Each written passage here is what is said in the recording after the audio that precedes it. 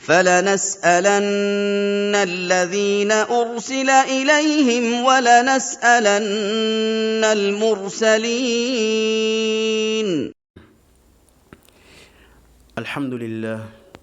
الحمد لله رب العالمين والصلاة والسلام على رسول الله وعلى آله وأصحابه ومن تمسك بسنته إلى يوم الدين. أما بعد, ceci est le hadith numéro 5 sur notre série des hadiths faibles sur le Ramadan et la cause, n'est-ce pas, de leur faiblesse. نعم. عن النبي صلى الله عليه وسلم قال: من أدرك رمضان ولم يغفر له فيه فمتى يغفر له. من أدرك رمضان ولم يغفر له فيه فمتى يغفر له.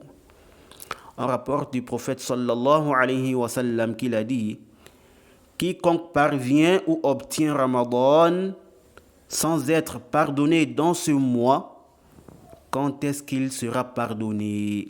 Yani pour ses péchés.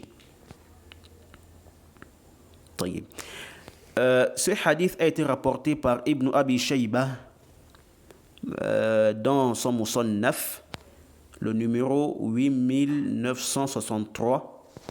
Naam. Et ça a été rapporté aussi par At-Tabarani dans Al-Awsat, le numéro 7627. Et Al-Hafidh Ibn Hajar rahimahullah, il l'a également mentionné dans Al-Matalib al-Aliya, dans le tome 6, à la page 35. Naam. Ensuite, le problème du hadith, ou la cause de la faiblesse du hadith. Ici, dans ce hadith-là, nous avons plusieurs problèmes. Naam. Premièrement, nous avons Muhammad ibn Ishaq ibn Yasar. Muhammad ibn Ishaq ibn Yasar, qui est saduqun mudallis. Il est quoi? Digne de confiance, mais il faisait quoi? Le tadlis. Naam.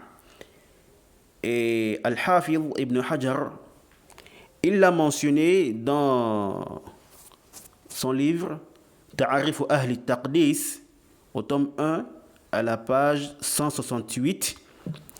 Et il a dit, à propos de Muhammad ibn Ishaq, il a dit: Saduqun lakinnahu mashhurun bit-tadlis yani ad-du'afa wal majhulin wa an sharrin minhum. Ibn Hajar, il dit quoi? Il dit: il est digne de confiance. Il est digne de confiance, mais il était connu pour faire le tadlis d'après des narrateurs faibles, inconnus, et qui sont même pires qu'eux. Voyez-vous? Wal amru kadhalik. Naam. L'affaire est telle qu'a dit Ibn Hajar ici. Car Ibn Ishaq, il est vraiment mudallis. Et ici, dans la chaîne de transmission de notre hadith, il a fait le tadlis. Il a dit quoi? Anil Fadl ibn Isa. Anil Fadl ibn Isa. Oui, donc avec un terme quoi, qui ne montre pas qu'il a réellement entendu ou pris le hadith de Al-Fadl ibn Isa. Et on connaît tous, n'est-ce pas, ce qu'il faut pour que le rapporteur mudallis, ou bien pour que le rapportage du mudallis soit accepté. On a déjà beaucoup répété ça de manière globale. Naam. Ensuite, nous disons que Muhammad ibn Ishaq, on dit qu'ici là, même s'il avait clairement dit, s'il avait clairement dit ici là qu'il a entendu de Al-Fadl ibn Isa, alors cela ne serait d'aucune utilité pour lui. Ou cela ne serait d'aucune utilité ici là. Voyez-vous. Donc, même s'il avait clairement dit qu'il a pris le hadith, avec les termes qui montrent qu'il a réellement entendu ou pris le hadith de Al-Fadl ibn Isa, alors cela ne sera pas profitable. Pourquoi? Alors c'est ce que nous allons voir deuxièmement. Naam. Donc deuxièmement, nous disons Al-Fadl ibn Isa al-Raqashi, Al-Fadl ibn Isa al-Raqashi, qui est un narrateur saqit, munkarul hadith. Il est délaissé et réprouvé dans le hadith. Voyez-vous. Il est saqit.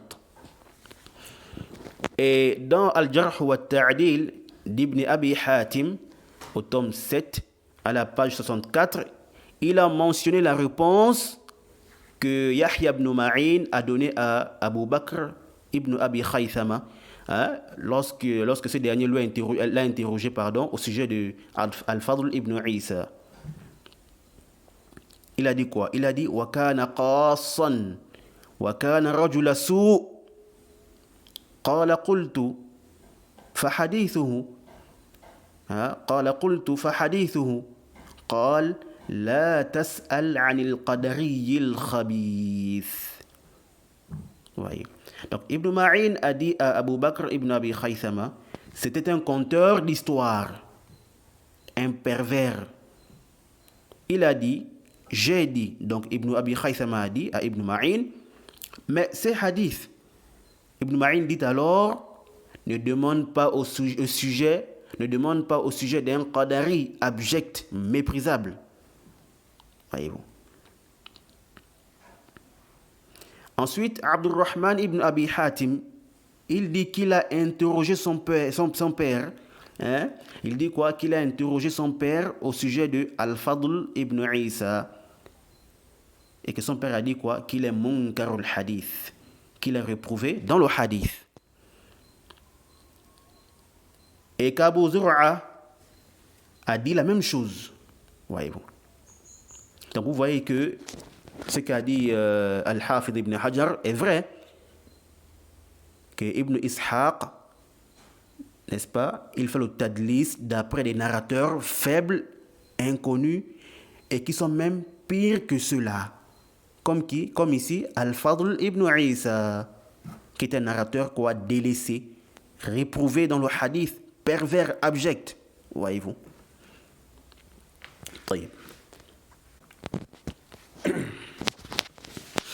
Troisièmement, Al-Fadl ibn Isa, il rapporte ici d'après son oncle, Yazid ibn Aban al-Raqashi. Yazid ibn Aban al-Raqashi, qui lui est un narrateur très faible. Il est très faible. Naam. Abu Bakr ibn Abi Khaythama, il rapporte d'Ibn Ma'in qu'il a dit Rajulun salihun wa laysa hadithuhu bi shay'i. Ibn Ma'in a dit au sujet de Yazid, c'est un homme pieux, mais ses hadiths ne valent rien. Et An-Nasa'i et Al-Hakim, Abu Ahmad, on dit quoi? Qu'il est matroukul hadith, qu'il est délaissé dans le hadith. Wadih. Et l'imam Ahmad a dit quoi? Qu'on n'écrit pas ses hadiths et qu'il est réprouvé dans le hadith. Munkarul hadith. Voyez-vous. Et Yahya ibn Sa'id al-Qattan et Shu'ba ne rapportaient pas de lui. Voyez-vous. Il l'avait délaissé. Naam. Vous pouvez retourner dans Tahdhib al-Kamal au tome 32 à la page 64. Naam. Alors pour finir ici là, pour finir avec ces hadiths là, on va lire la parole de Ibn Hibban rahimahullah ta'ala dans son livre Al-Majruhin. Et vraiment j'aime bien ce livre là. J'aime ce livre pourquoi? Parce que Ibn Hibban généralement, ou la plupart des fois, il fait des critiques détaillées. Yani, il nous donne la cause de la faiblesse du narrateur. Donc, un jarh mufassar. Et ça, là, c'est très important, ya ikhwa. Naam. C'est très important de savoir pourquoi la personne a été critiquée. Naam.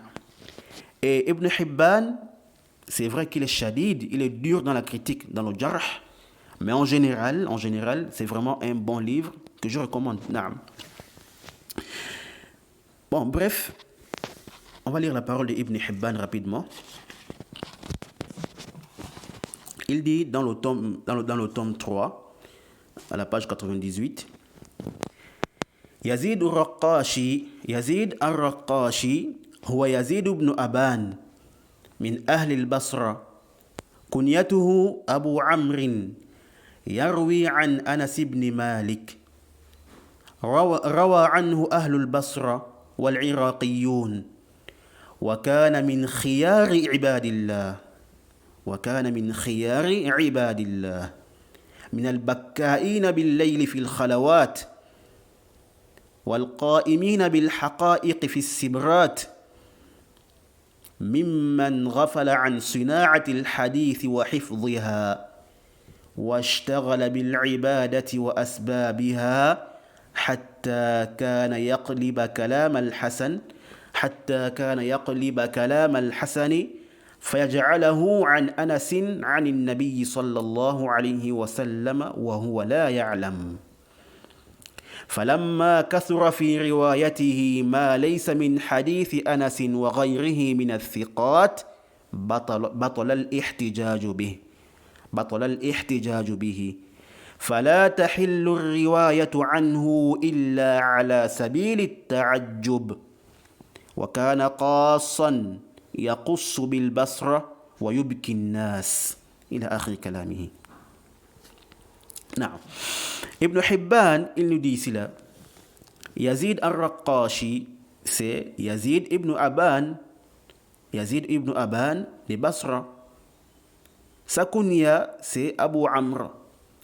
Il rapporte d'après Anas, naam, et ici là, notre hadith ici là, effectivement, il a rapporté de Anas. Naam. Ibn Hibban continue, il dit, les gens de Basra et d'Irak ont rapporté de lui. Il faisait partie des meilleurs adorateurs d'Allah, de ceux qui pleuraient beaucoup la nuit dans l'isolement. Yani quand il se retrouvait seul, il pleurait beaucoup dans la nuit. Non.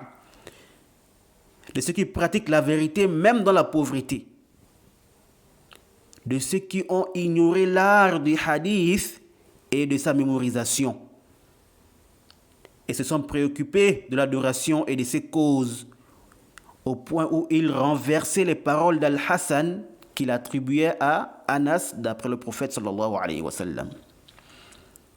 Et cela sans s'en rendre compte. Voyez-vous, il dit quoi? Il dit ici là, au point où il renversait les paroles d'Al-Hassan qu'il attribuait à Anas d'après le prophète sans s'en rendre compte. Et ça là c'est très important, ya ikhwa. C'est-à-dire quoi?